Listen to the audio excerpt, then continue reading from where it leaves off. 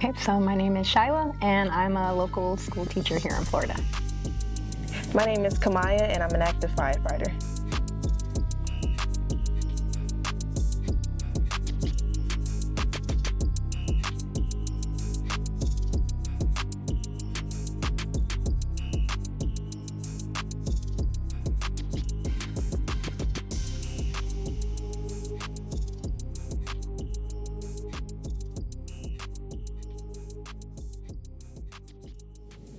So I learned of Camp Amigo in 2005 when I was 13. I had an incident where my younger brother, he took a step stool and I was cooking a boiling pot of spinach, and he had a spoon in his hand when he put the stool up to the stove and he wanted to stir the pot. And I ran over to, move him and everything so he wouldn't get hurt. And he kind of wiggled out my grip with the spoon in his hand, and then it flung out and landed on my chest, gave me a second-degree burn. I was in Shands for about 5 days, and I had a wonderful nurse, Miss Joyce. And so when I was in the burn unit getting my injury cleaned and everything, she came to me and told me about this camp for burn survivors, and I just fell in love with it. I went and told my family, and 19 years later, these people have been a part of my family, and it's been like a very life-changing experience. And so that was how I found out about Camp Amigo. When I was 9, me and my siblings were home playing around with fire. I ended up getting third-degree burns over 64% of my body. I was airlifted to Shands in Gainesville. I spent 2.5 months there, and like Shyla said, it was a nurse named Miss Joyce who introduced the idea of camp to my parents, and afterwards, I got sent there. I've been going since 2009, and they are really like my second family. I wouldn't even call them friends. These are people that I literally want to spend the rest of my life with. So for me, camp means a myriad of things. When I started, I was 13, and now I'm 32, so I've grown up with the camp, and the camp's grown up with me. And like Kamaya said, it's a second family. We started as kids. We're now adults, kind of getting more into leadership roles, and people have now brought their kids to camp, and kind of just reliving all these old moments and seeing like the next generation of people come, and us kind of becoming like the leaders, that our leaders want us to be, just kind of have camp as our own and, truly make it our own. And for me, it's been very life-changing, been very fortunate and very blessed. And I was telling someone recently, to be able to meet people in this space that you would never meet in any other fashion or form is like just a remarkable instance. And it really does, have like a safe haven and like an oasis for you, because when you're at camp, it's a safe space. There's no judgment. Everyone has scars, obviously from the outside from our injuries and accidents, but even from the inside. And it's just such like a healing and rejuvenating process to be able to come here year after year and grow up with these people. And when you have your own family, bring your family back, and now the family gets bigger every year. And so it's just been, truly a very blessing, just life-changing experience for me. And I want to continue doing it till, I'm old and I don't have any more life in me. So it's definitely been a big part of my life and just my identity as a burn survivor and as someone who wants to give back to Camp Amigo, who gave so much to 13-year-old me, to kind of get me into this community that is just very truly unique and special. So I was in the hospital for 2.5 months. The transition to getting back home was pretty rough. I would say having a good support system with your family is very important, and I was fortunate enough to have a great support system. It had its time, especially I was in elementary school when my accident happened, so just trying to transition to going back to school was very hard, of course, worrying about what other kids might think of you. And honestly, I can say that's what Camp Amigo has helped me with as well. I had my family back home, but when I had that week at Camp Amigo, it was just a big relief off my shoulder. Coming there, being surrounded by people who went through the same thing that you did, and not worrying about being judged or being stared at how you might be back home. For me, I guess being a mentor, it just means having someone that you can relate to and understand, you feel like safe with, like Kamaya said in her last answer, just having that community. I would say just having someone else, that maybe is not your blood family, but, just someone who can understand and can meet you where you are and, can have that dialogue and discussion with you that maybe other people in your actual blood family, don't have that connection because they don't have the burn survivor, story like we do. It's really nice seeing kids coming back because, we were in their shoes once as kids, and we had great mentors, who helped us reacclimate, and, just get familiar with camp. So being able to now serve that role for kids coming now is just it's a good, I guess, feel good, kind of full circle moment. And, for me, I'm a softie. I get really the warm fuzzies, as I say to my students. It makes me feel all warm and fuzzy inside. And, it makes you feel good because, at least for me, you feel like you have another purpose, to help reach and teach and, love on somebody else. So I think that's one of the greatest things you can share is just genuine love for someone, even if you can't meet them for everything, as long as you can connect with them on something. And camp's definitely been a mentor-mentee relationship here, and it's still trying to be, so that's always a plus. So I always knew that I wanted to do something that would pour back into my community. I never thought it would be firefighting because coming to camp, I always knew that, there were a lot of firefighter volunteers that would come out to be our counselors. So after I graduated high school, I went to college and dabbled in a couple other careers and stuff until it kind of hit me. It was like, okay, this is something I would probably be interested in. I have a little background history of it, but I realized, okay, this is probably what my purpose was in life this whole time. And once I started, it got the ball rolling, and honestly, I will say it was probably one of the best decisions I've made in my life because it has made me reach into other avenues personally for myself and to just show other people that it's possible even for me to do it. So yeah, that's pretty much how I got into it.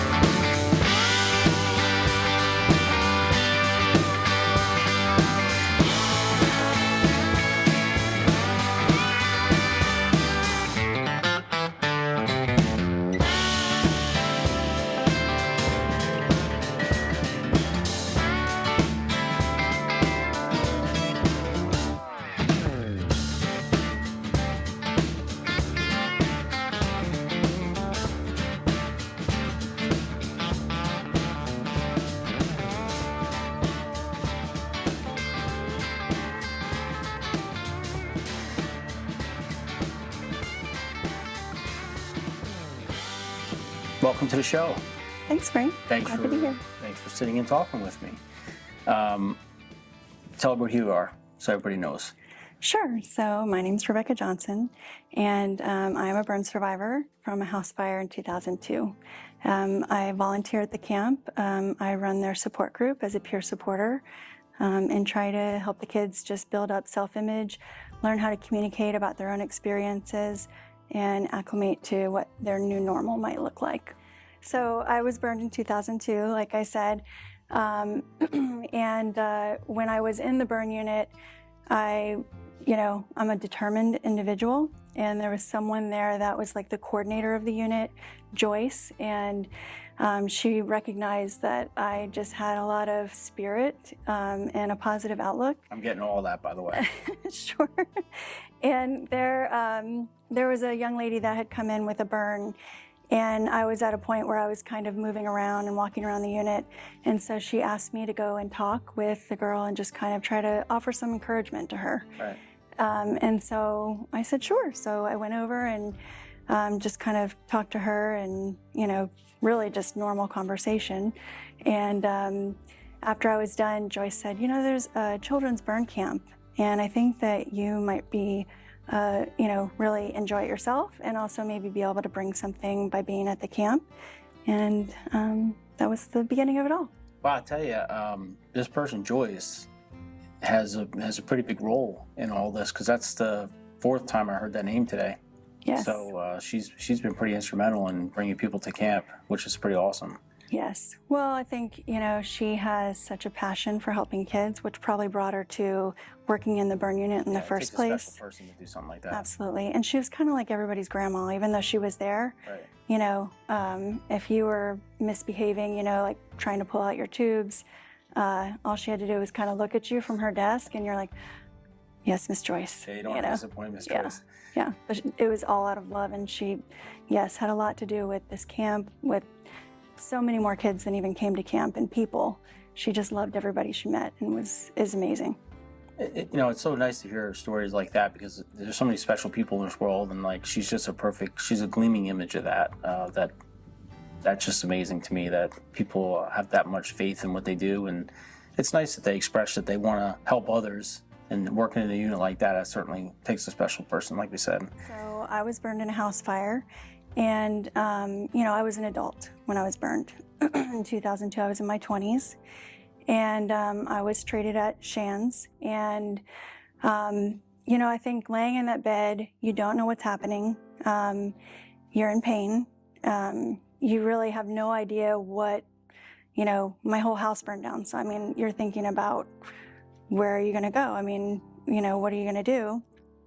And the burn nurses there are not just Joyce being in, the administrative role there, but it does take a special person. And I think one of the things, that the nurses are healing you, that, there's medicine, you're getting surgeries, and all those things are looking up. But the one thing I think that I didn't have when I first got there was hope.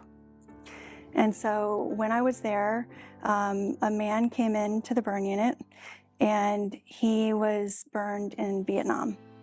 And really, we had nothing in common. He was much older than I was, in very different seasons of life. Right. And he came in, and he just stopped by my bedside. And we talked maybe for 5 minutes. I honestly don't remember what we talked about, but what I do remember is seeing him walk out the door. And when I saw that, I was like, wait a minute. There's my hope. If this guy can do it, I can do it. Right. And it really just kind of spurred that hope in me that said, okay, this is I can recover from this. And that's exactly what I started doing. So when I was offered the opportunity to come to camp, I didn't know what to expect. As an adult, I'm like, why am I really going to a kids' camp? And in fact, I was afraid to go by myself. My physical therapist at the time, Eddie, said, you know what, I'll go with you.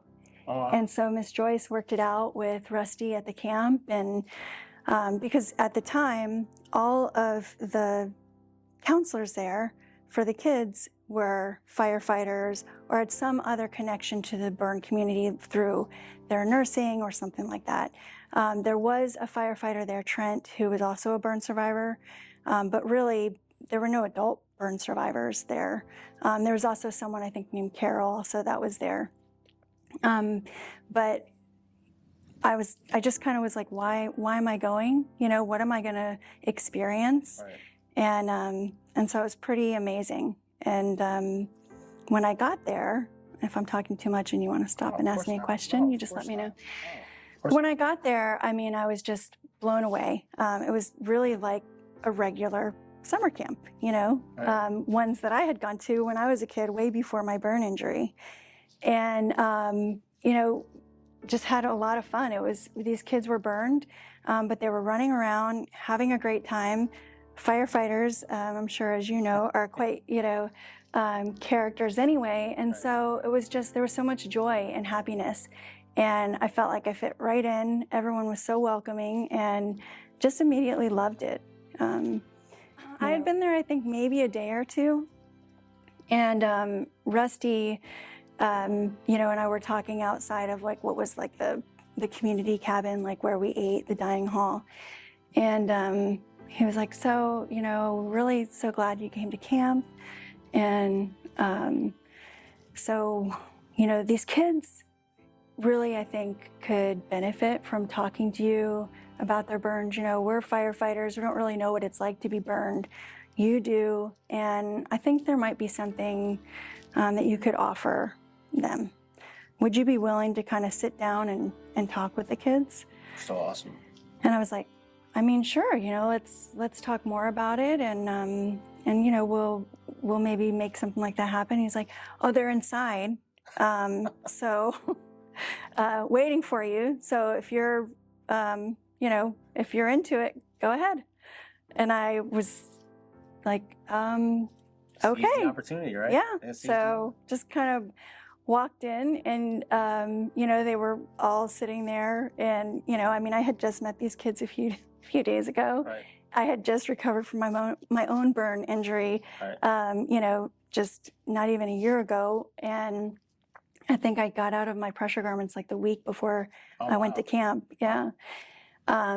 Anyway, so I just sat down. I had no idea what to say. I hadn't been trained on what to do.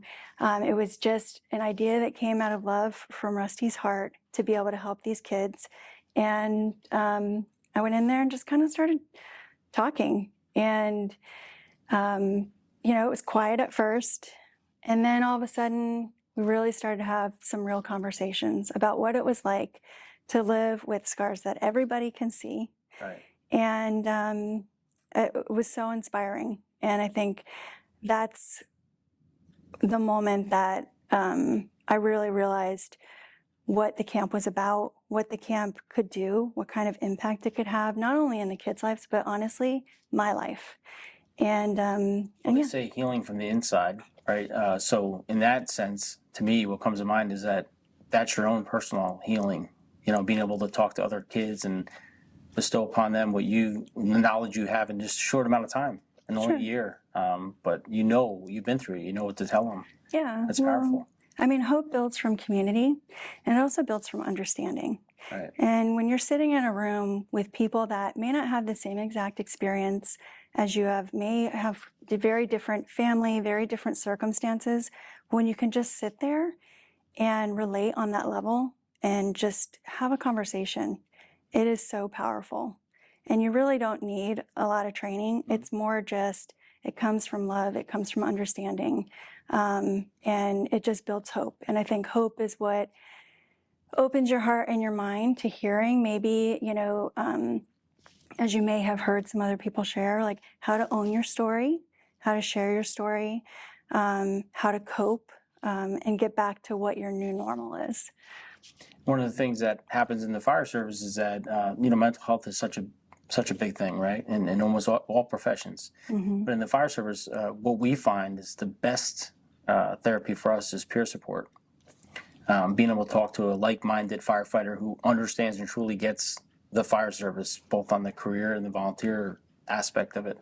So what you're doing is offering that peer support to someone who understands that you truly get it, that you truly understand, and that you can give them wisdom because you've been through it. Yeah. I think, and correct me if I'm wrong, but I think most of it's the mental game. I would think that it's got to be difficult too, like processing what happened mentally as well as the physical aspect of it, no? Sure. I think, like I said, you're in the burn unit, and these people are experts. The care that you get in a burn unit, it's a high-level trauma care unit. So, I mean, you're going to get healed, right? You're going to be okay that way. But yeah, it's the mental, emotional, psychological healing that comes, I think, much later. Our bodies are amazing and we're made to heal. Yeah. But the other things take a lot longer. And I think camps like Camp Amigo that just offer that support and just the mentorship, the peer, like, you probably heard other campers say, they keep coming back because now they feel like maybe they've had some experiences and they can walk some younger campers or people that were burned, recently through because they've been through it. And I think that's just that community that you see over and over again. What I like is the ages, the ages is so crazy to me, right? So you have young kids and adolescents and then adults. Mm-hmm. So everyone has a perspective and everyone can help these young kids coming in. They can say like, hey, look, I was at that point and now I made it to adolescent, now I'm an adult and I've learned all these things. So it's like, it's all evolving, every year you're going to learn more and more. Sure. What is it for you personally? Like, what does this do for you personally to be involved in this camp? Well, I think it's given purpose behind my own experience. So, a lot of people, ask you about your burns and, like, oh, that's just terrible. And honestly, for me, I don't feel that way. I feel like it's been a blessing because, Frank, if you walked into the support group, they really wouldn't hear anything you had to say. Right. Because you have no idea what it's like. Right. But for me, I feel like I've been blessed to be able to have this experience, to be able to use it for something good for somebody else. My role at Burn Camp was just a beginning. Camp Amigo sponsored me to get trained as a peer supporter through Phoenix Society. Phoenix Society is a worldwide support and advocacy for burn survivors, and they do a lot of work with burn firefighters actually as well. But through that training, what I was able to do is get into the burn unit as a volunteer. And so I'm able to go and see burn survivors, much like someone came to see me those years ago, and offer support not just to kids at camp, but also in daily life at the burn unit. Not only that, but I was able to help them create an online chat for not just burn survivors that were, actually had the injury, but we think that anyone that's overcome a burn, loves someone who's burned, really is surviving something. And so these chat rooms were just open doors for anybody all over the world to be able to connect with other survivors, and just like our support group here at camp, walk through, what's worked well for you. Have you ever experienced this? Just to find, again, that relationship, that community, that hope. Yeah. That really just kind of pushes you along your healing journey to get back to a place where you can accept yourself. But it's a wonderful organization that helps a lot of burn survivors. And like I said, their work with firefighters, burn firefighters, there's really nothing like it in the world to be able to offer firefighter support. Well, there's that word again, relationship. The word I've been hearing all day. And everyone I speak to, that word's just so powerful, and that's really what's happening here at the camp. So it was an honor to talk to you. You have such a great personality, and you have such uplifting spirit. I think people, especially as kids, they need that. They need that uplifting and powerful disposition you have. So I applaud you. I'm looking forward to seeing more you do. Thank you. Well, I'll say that these kids and the camp has done way more for me than I could ever give back. But thank you. You're welcome. Thanks again.